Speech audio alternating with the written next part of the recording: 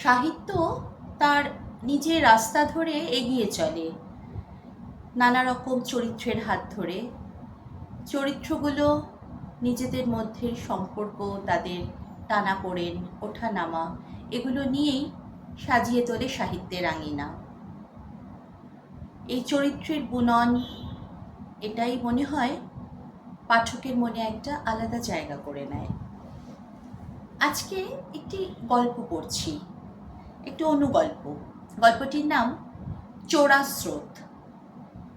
গল্পটি আমার লেখা এবং প্রকাশিত হয়েছিল কলমের ৭ রং এই পত্রিকাটিতে। চোরা স্রোত। বাসনের একটা ঠুং করে মৃদু ধাতব আওয়াজ হলো। মা সজাগী ছিলেন, উৎকর্ণ হয়ে বিছানা ছেড়ে উঠে এলেন। ও এসেছে, নিশ্চয়ই ও এসেছে। আলো জ্বালানো বারণ।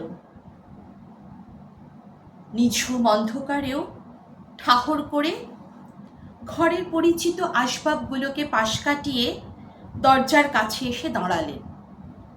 আলতো করে ভেজানো কবাট জোড়ার ফাঁকে চোখ রেখে আবছা অন্ধকার দালানের থামের আড়ালে একটি অস্পষ্ট অবয়ব চোখে পড়ল।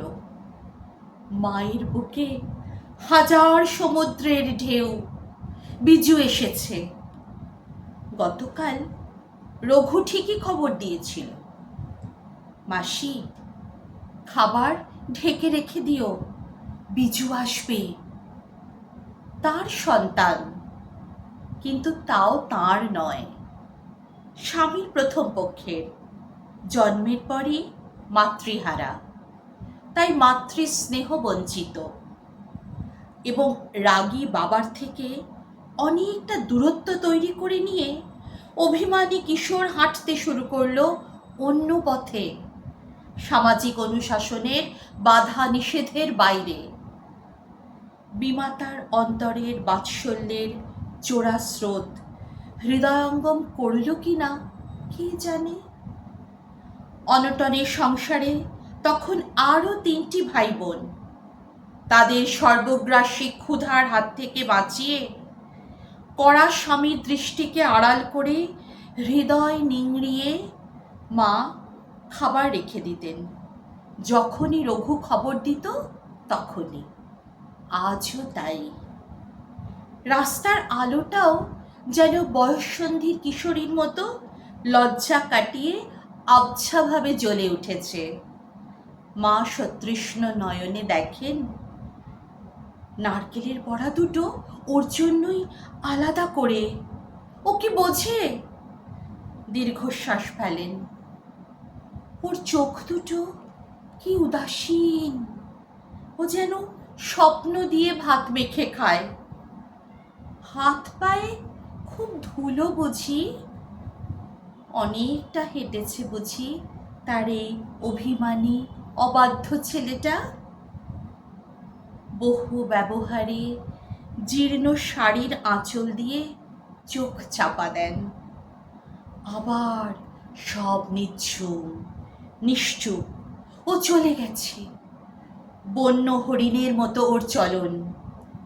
ভাঙাচোরা মন নিয়ে মা আবার জুড়ে যান নিজের বর্তমানে। প্রতীক্ষার প্রহর গোনেন নিঃশব্দে। আবার আবার কবে বিজু আসবে? গল্পটা পাঠক কিভাবে নেবেন, তার ভালো লাগা, তার বিবেচনার উপরেই হয়তো গল্পটার সার্থকতা। বিমাতা এবং পুত্রের এক অপূর্ব মাতৃত্ব এবং বাৎসল্য রস। একটি স্বরচিত কবিতাতে আসছি।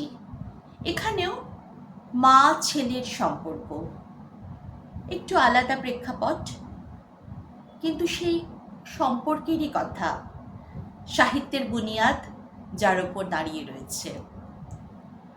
আমার এই কবিতাটির নাম সুগন্ধি শ্রাবণ। এই কবিতাটি সাহিত্যের আলো এই ওয়েব ম্যাগাজিনে প্রকাশিত হয়েছিল।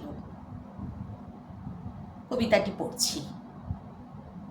দানা ঝাপটিয়ে সন্ধ্যা নামে মুচকুন্দ চাঁপার গাছটায়, যূথবদ্ধ হাতির মতো মেঘ, ঘন শ্রাবণ আকাশে, শূন্যতার ঘ্রাণ নিয়ে একলা এক নারী মেঠো উঠোন পথে আসে।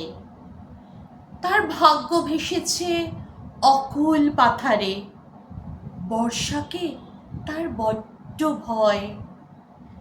দেহগত প্রাণটুকু শুধু আছে, তাই দিয়েই আত্মঝোঁকে আঁকড়ায়।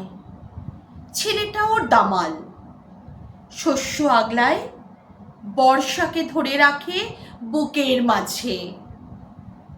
দুজনের থালায় ফোটে জুঁই ফুল, মেঘ ঘন হয়ে নামে। মায়ের আঁচলে ধানি ঘাসের গন্ধ, গরম ভাত আর এইটুকুই প্রাপ্তি তার জীবনের কাছে। আজকের এই অনুগল্প আর এই কবিতা, এই দুটোই মা ছেলের সম্পর্ক নিয়েই। বড্ড কোমল জায়গা আমাদের সকলের মনের মধ্যেই এই সম্পর্কটা একটা অদ্ভুত বাঁধনে বেঁধে রাখে পাঠককে বা শ্রোতাকে।